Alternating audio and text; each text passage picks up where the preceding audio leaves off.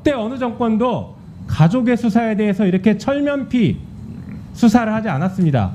심지어 김영삼 대통령 당시 아들 김현철 씨는 대검 중수부에 끌려가서 48시간 조사를 받고 나옵니다. 자, 역대 정부에서 대통령의 가족들이 어떻게 수사를 받았는지 한번 볼까요? 김영삼 정부 때, 이때 임기 중인데 1997년 5월 달에 김영삼 대통령의 아들 김현철 씨가 임기 중에 구속이 됐습니다. 기억하시죠? 다음 보여주시죠. 자, 김대중 정부 때도 비슷한 일이 있었습니다. 김대중 대통령의 아들이었던 김홍걸 씨가 임기 중에 두 분 다 구속됐습니다. 또 다음 보여주시죠.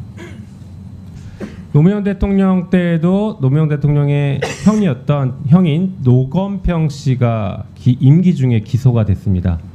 대통령의 가족 사건에 대해서는 이렇게 정권에 상관없이 매우 공정하고 단호하게 처리했던 것, 그런 관행들이 이어져 왔습니다. 또 볼까요?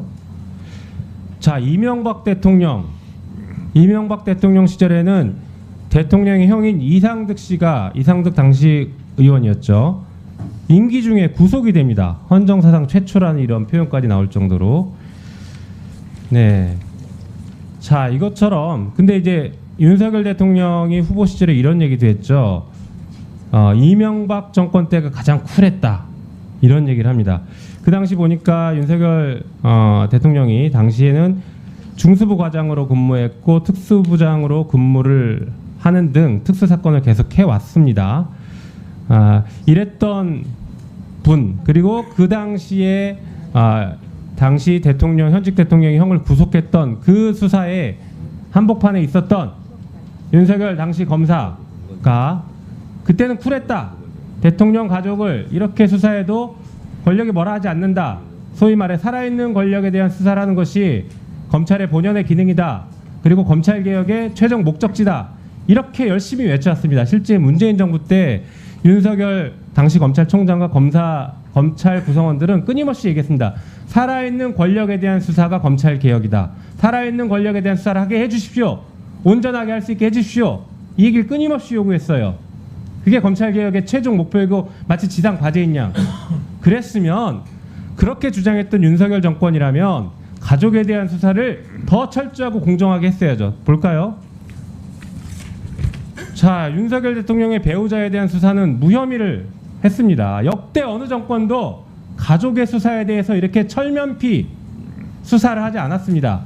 심지어 김영삼 대통령 당시 아들 김현철 씨는 대검 중수부에 끌려가서 48시간 조사를 받고 나옵니다.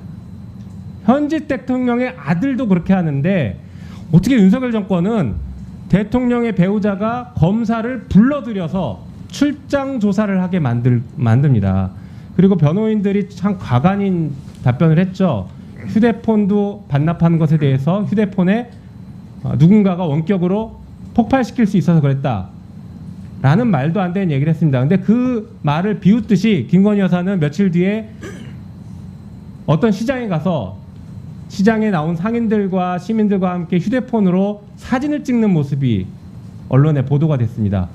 폭발한다면서요. 검사 휴대폰은 폭발하는데 시민 휴대폰은 폭발 절대 하지 않으니까 그렇게 사진 찍는 겁니까?